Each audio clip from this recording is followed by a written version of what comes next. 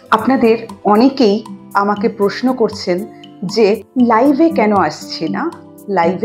আসছি না কারণ আপনারাও আমাকে মিস করছেন। আজকে অনেক দিন হলো আপনাদেরকে সেটা বলা হয়নি, কিন্তু আমি দেখলাম আপনারা এতবার করে বলছেন, এতবার করে জিজ্ঞাসা করছেন, সেটা যদি আমি এখন না বলি তাহলে সেটা আপনাদের সাথে একটু অন্যায় করা। তাই আজকে আমি বলবো যে আমি লাইভে কেন আসতে পারছি। দেখুন, আপনারা যেমন আমাকে ভালোবাসেন, আপনারা যেমন আমাকে মিস করছেন, আমিও তো করি। কারণ একটা কথা মাথায় রাখবেন, ভালোবাসাটা একতরফা হয় না। যখন আপনারা আমাকে মিস করছেন তার মানে জানবেন আমিও আপনাদেরকে মিস করি। কারণ সবসময় বলি, আজকে আমার এই ফ্যামিলি, আমার মেইনস্ট্রিম লা এসেনশিয়ালস ফ্যামিলি, এটা হয়েছে প্রায় 50,000, খুব বেশি না হলেও মোটামুটি, কিন্তু প্রায় 50,000 সমস্ত আমাদের ফ্যামিলি। তো আমরা নিজের লোক, তো তাদের যেমন মনের খবর আমি রাখি, তাদের যেমন শরীরের খবর, মনের খবর আপনাদের সকলের চেষ্টা করি আমি রাখার এবং আপনাদের সাথে থাকার। সেক্ষেত্রে আজকে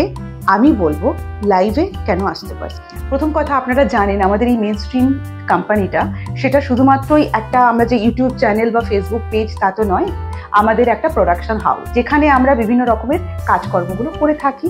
কাস্টিং করি, আমরা বিভিন্ন রকম ভয়েসের কাজ করি, অ্যাক্টিং, মডেলিং, সমস্ত কিছু আমাদের করা হয়। তো সেক্ষেত্রে এই যে লা এসেনশিয়াল, তার পেছনে একটা ল্যাজ আছে মেইনস্ট্রিম, মানে আমাদের যে মেইন কোম্পানি তার সাথে ল্যাজ, সেটা হচ্ছে মেইনস্ট্রিম লা এসেনশিয়াল। আর মেইনস্ট্রিম লা এসেনশিয়ালস আমাদের অত্যন্ত প্রিয় একটা ঘর, যেখানে এত সুন্দর সুন্দর আমার সদস্যবৃন্দ রয়েছেন।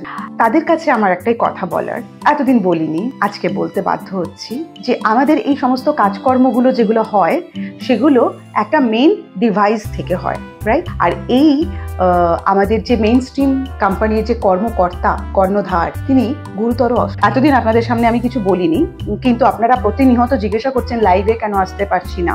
লাইভটাও তো আপনারা আমার সঙ্গে সরাসরিভাবে আপনারা আমার সঙ্গে কথা বলেন, অবশ্যই লাইভে আসবো। তার জন্য আমি ক্ষমা প্রার্থী যে আপনাদের সামনে আমি আসতে পারছি না লাইভে। আর উনি সামান্য একটা ঘটনা, ঘরে বসে বসে কাজ করতে করতে পড়ে যায়, যেমন সেরকমই পড়ে গেছিলেন। রাস্তাঘাটে মানুষ চলতে ফিরতে যেরকম ঘরে পিছলে পড়ে যাওয়া, সেটা অনেকেই খুব ভালোভাবে, মানে আমরা অত গুরুত্ব আমরা নিইনি, বা আমরা নিইনি বলবো না, যার ওপরে হয়েছিল তিনিও অতটা গুরুত্ব নেননি। যাই হোক, সেটা অনেকদিন আগের বিষয়, তাই আমরা অনেক দিন ধরে লাইভটাতে আসতে পারছিলাম না।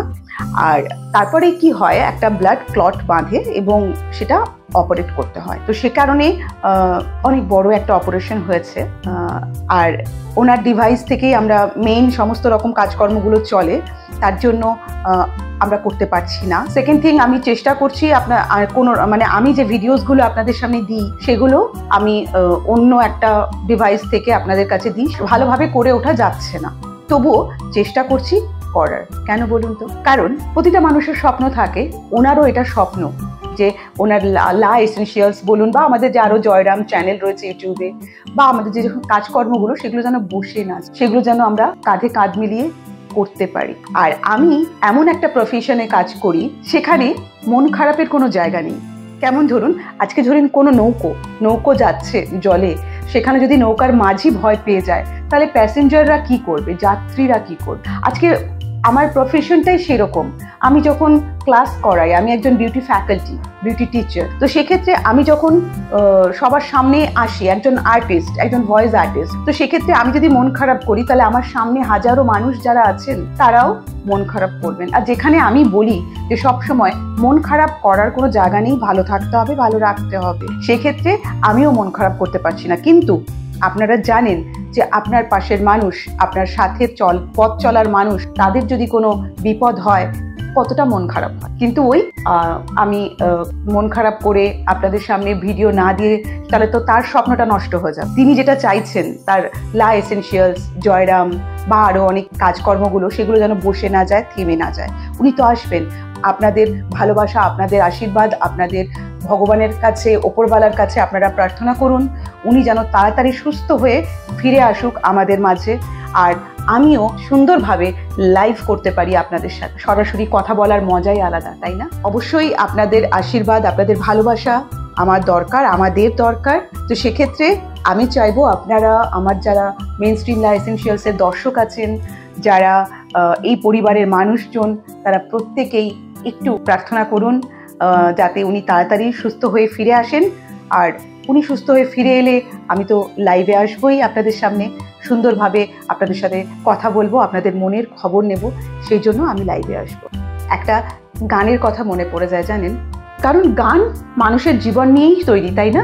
সুখে দুঃখে আনন্দে গানটা আসে মানুষের মন থেকে। শেষ করবো ভিডিওটা একটা গানের কথা বলে। আপনারা যারা লাইভ দেখতেন তারা জানেন আমি কতটা মানে গান প্রিয়, ভালো লাগা, সুন্দর আনন্দ ভালোবাসি, ভালোবাসতে ভালোবাসি, ভালো থাকতে ভালোবাসি। মন খারাপ তো হয়, মন খারাপটাকেও ওভারকাম করতে হবে। মানুষের দায়িত্ব নেওয়াটা খুব ডিফিকাল্ট। এবারে ওনার দায়িত্ব কি, আমার এই মেইন স্ট্রিম লা এসেনশিয়ালস হোক, জয়রাম হোক বা মেইন স্ট্রিম কোম্পানিটা হোক, যেন বসে না যায়, সুন্দরভাবে যেন চলতে পারে। তাই দায়িত্ব ভারটা তো এমনি এমনি দায়িত্ব নেওয়া যায় না, অনেক কঠিন ব্যাপার। হাজার কষ্ট আসুক, দায়িত্ব সামলাতে হয়। আর এই কথাগুলো আপনাদেরকে বলিনি এতদিন, বাট আপনারা, আমি দেখছি লাগাতার আপনারা বলছেন লাইভ লাইভ লাইভ, সেই কারণে আপনাদের কাছে বললাম। কারণ আমি জানি দুঃখ বা কষ্টের কথা কোনোদিন কারোর সাথে শেয়ার করতে নেই। কারণ এমনও মানুষ আছে আপনার দুঃখে আনন্দ পায়, আবার এমনও মানুষ আছে আপনার দুঃখে দুঃখী হয়। তো যাই হোক, মানুষের দুঃখ বা মানুষের কষ্ট সেটা তো সম্পূর্ণ নিজের মনের ব্যাপার, বুকের ব্যাপার, ভেতরের ব্যাপার। সেটা তো শেয়ার করাটা মানে দুটো ভাষায় শেয়ার করে দিলাম সেটা হয় না। আর এটাই বলবো, গুনগুনাতা হুঁ मैं, মুস্কুরাতা হুঁ मैं, मैंने हंसने का वादा किया था कभी। যাই হোক, আজকের ভিডিওটা এই পর্যন্তই। অন্য ভিডিও তো আবারও আসছি। আর আপনারা প্রার্থনা করতে ভুলবেন না যাতে আমি আপনাদের সঙ্গে লাইভে আসতে পারি। নমস্কার, ভালো থাকবেন।